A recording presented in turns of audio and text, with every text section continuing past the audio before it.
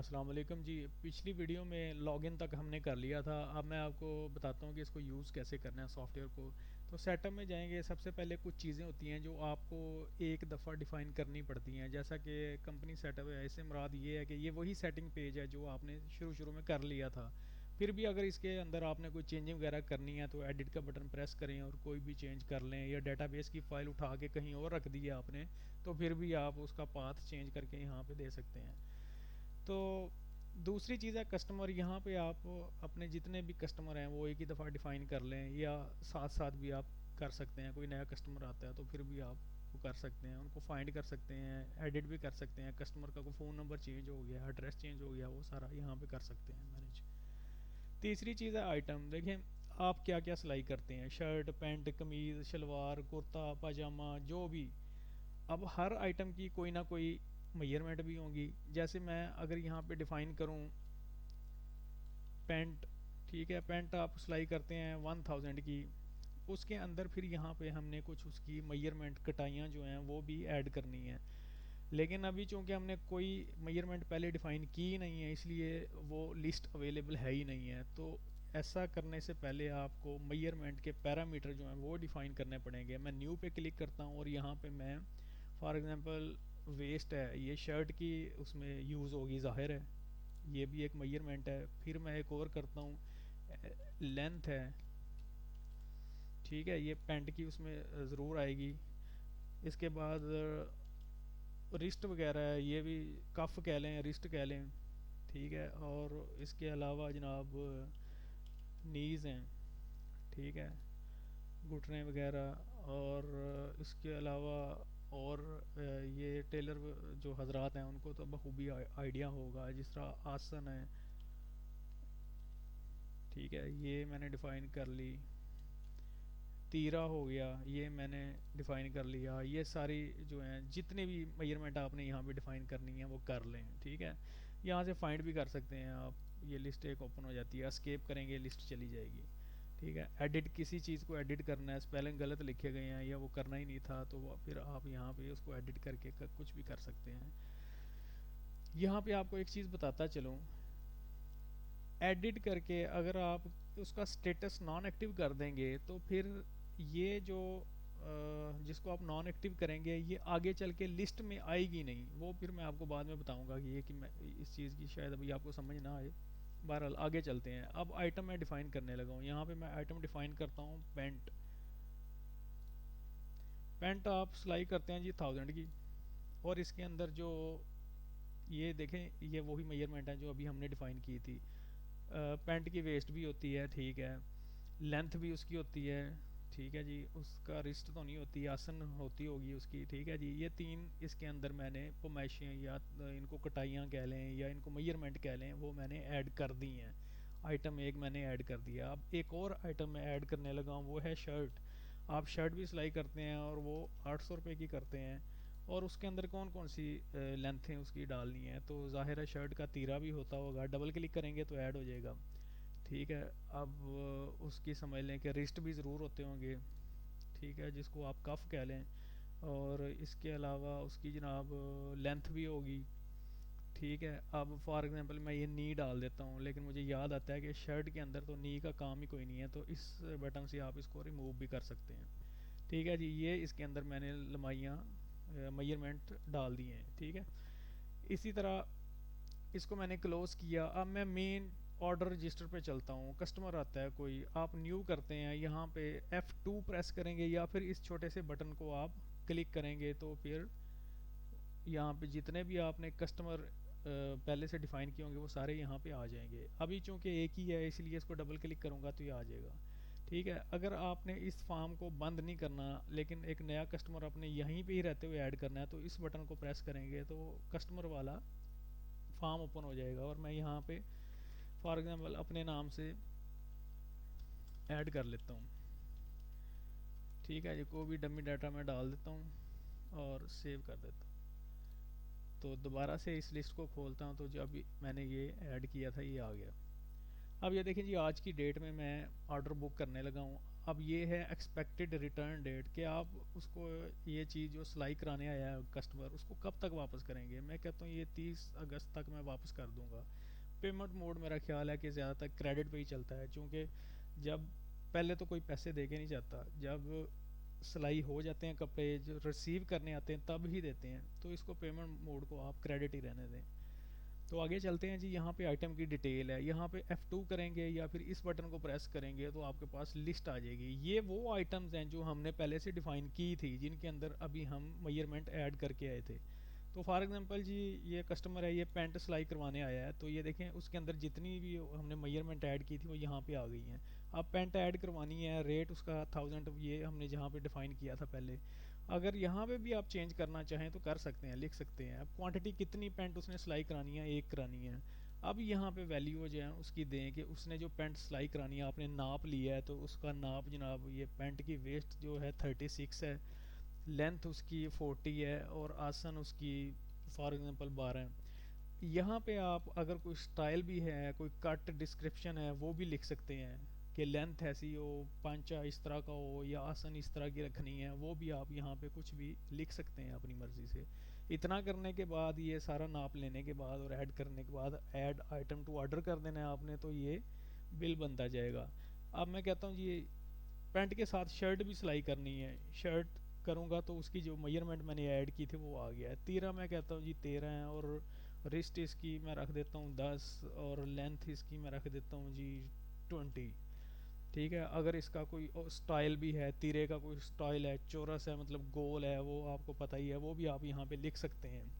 ठीक है जी। इतना करने के बाद क्वांटिटी लिख दें। मैं कहता हूँ जी 2 शर्टें इसने सिलवानी है, तो मैंने एंटर किया तो ये देखें जी एक शर्ट 800 की है, तो दो 1600 की, और 2600 रुपये इसका बिल बन गया जी। इतना करने के बाद आप इसको सेव कर देंगे। ये सेव हो गया। अब यहाँ पे देखें प्रीव्यू प्रिंट इनवाइस। इनवाइस अगर आपने कस्टमर को देनी है तो आप उसका, अच्छा विंडो 10 है अगर आपके पास, तो उसमें आपको इस तरह का एरर आ सकता है। ये क्यों एरर आया है, ये इसलिए एरर आया है, इसको मिनिमाइज़ कर लें, मैं आपको बताता हूँ। आप अपने सी में जाएंगे और प्रोग्राम 86 में जाएंगे। यहाँ पे TMS के नाम से एक फ़ोल्डर है ये वाला। विंडो 10 में, विंडो 11 में ये सिक्योरिटी है कि आप जब भी कोई नया सॉफ्टवेयर इंस्टॉल होता है और फ़ोल्डर बनाता है तो इस फ़ोल्डर की बाय डिफ़ॉल्ट वो राइट्स नहीं देता। तो इस पर राइट क्लिक करना है आपने, प्रॉपर्टी में जाना है, सिक्योरिटी में जाना है और एडिट पे जाना है, और उसके बाद ऐड कर देना है। किसको करना है, एवरीवन को। एवरीवन को करेंगे, चेक नेम करेंगे तो एवरीवन, ओके करेंगे और यहाँ पे ये टिक करके अप्लाई, ओके, ओके, बस। अब इस फोल्डर के सबको राइट्स मिल गए हैं। चूँकि रिपोर्ट दिखाने के लिए उसने वहाँ पे फाइल एक टेम्परेरी रखनी थी, लेकिन राइट्स नहीं उसको मिल रहे थे, इसलिए वो एरर दे रहा था। अब मैं दोबारा से इसका प्रीव्यू देखूँगा तो मुझे इनवाइस का वो प्रीव्यू दिखा देगा। अगर आपके पास प्रिंटर भी है, आप कस्टमर को इनवाइस का प्रिंट भी देना चाहते हैं, तो ये प्रिंट आपके सामने है। ये कल को वो अगर रिसीव करने आएगा तो आप ये रसीद समझ लें, ये रसीद आप उसको देख के तो उसको वापस कर सकते हैं, उसकी जो भी है। ठीक है जी। उसके बाद ये प्रिंट मेजरमेंट शीट भी है। आप बुक बुक करने पे, ऑर्डर बुक करने पे एक बंदा है, सिलाई करने पे आपने लड़के रखे हुए हैं, ये मास्टर रखे हुए हैं, तो फिर आप उनको ये शीट भी प्रिंट करके देंगे। देखें ना, ये पेंट है, इसकी ये वैल्यूज़ हैं, ये इसके नाप हैं। ठीक है। यहाँ से कट करके आप ये पेंट वाले मास्टर को दे देंगे, लड़के को दे देंगे, वो पेंट तैयार करेगा इन लेंथों को देख के। और शर्ट और कोई तैयार कर रहा है तो शर्ट उसके साथ यहाँ पे प्रिंट से ये काट के उसके साथ लगा के स्टेपल करके आप रख सकते हैं, उनको दे सकते हैं अपने मास्टर्स को जो सिलाई करते हैं। ठीक है जी। ये चीज़, ये काम करने के बाद यहाँ पे आपको एक बात बताता चलूँ। जब भी आप कोई इनवाइस का प्रिंट देखेंगे या शीट का प्रिंट लेंगे या रिपोर्ट्स में आगे कोई पेमेंट की रिपोर्ट का प्रिंट लेंगे, किसी भी रिपोर्ट का प्रिंट लेंगे तो आपको एक एरर आ सकता है, ये वाला। हो सकता है आपको ये एरर आ जाए। तो अगर इस तरह का एरर आ जाए, या एक और है इस तरह का एरर ये वाला, तो आपने परेशान नहीं होना। हो सकता है ये एरर आके आपका प्रोग्राम बंद भी हो जाए, तो आपने फिर डीवीडी को ओपन करना है और ये वाली जो फाइल है इसको इंस्टॉल कर लेना है। इंस्टॉल करके एक दफ़ा कंप्यूटर को रीस्टार्ट करा देना है, तो इंशाल्लाह आपको ये एरर नहीं आएगा। बहरहाल मेरे पास तो चूँकि पहले से इंस्टॉल है वो, इसलिए एरर नहीं आया। तो ये था जी हमारा ऑर्डर रजिस्टर।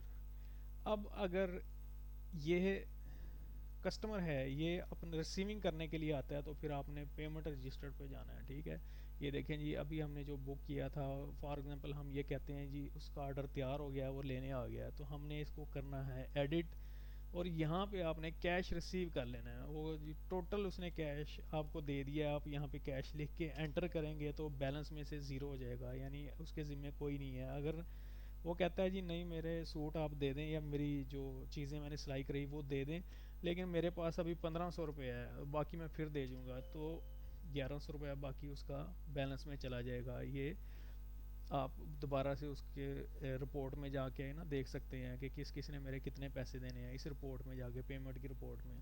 अभी फ़िलहाल मैं करता हूँ जी, उसने पूरे पैसे दे दिए हैं। ठीक है जी, सेव कर दिया। ठीक है, अगर फिर भी आप उसको इनवाइस का इधर से प्रिंट देना चाहते हैं तो उसको सिलेक्ट करके इनवाइस का प्रिंट दे सकते हैं।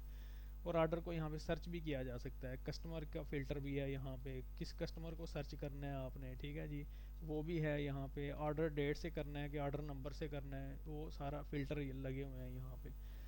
तो उसके बाद जी आपने क्या करना है, उसके बाद एक ये फॉर्म है SMS टू कस्टमर। ये फॉर्म यूज़ करने के लिए आपके पास नोकिया का ना पुराना फ़ोन होना चाहिए, जैसे 6230 था।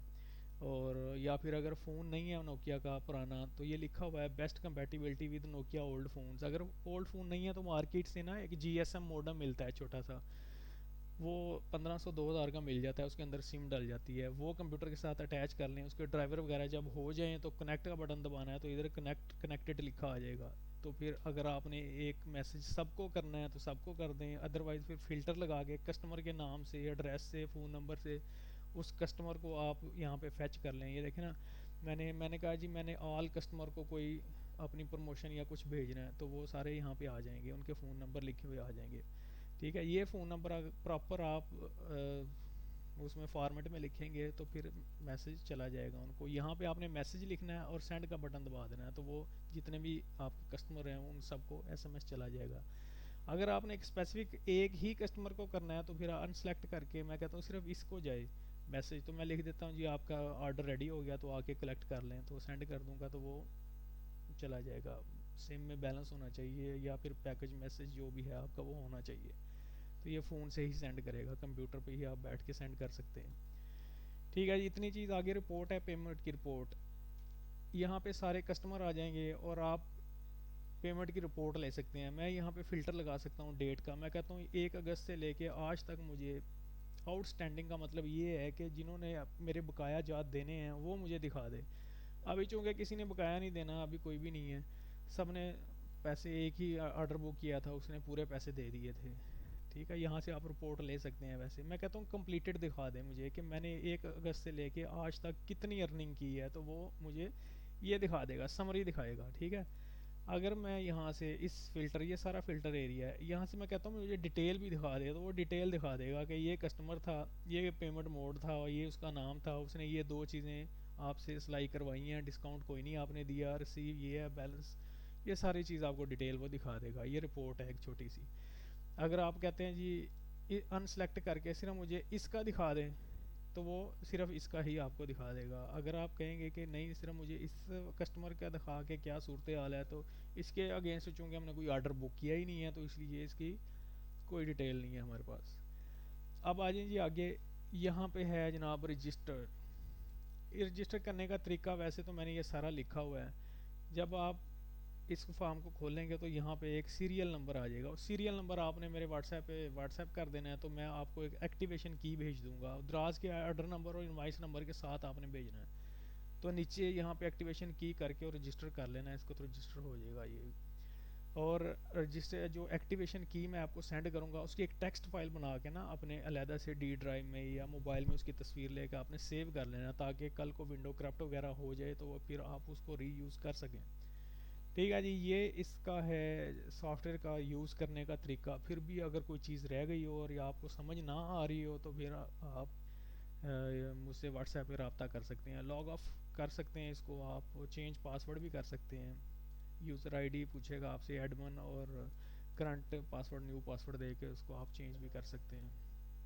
तो ये था इसको यूज़ करने का तरीका। तो अगली वीडियो में आपको इसके छोटे मोटे, वैसे तो ट्रबल शूट मैंने आपको बता दिए हैं, लेकिन फिर भी मैं आपको ट्रबल शूट की एक अलहदा से छोटी सी वीडियो बना के उस पर समझा दूंगा कि इसको ट्रबल शूट कैसे करना है।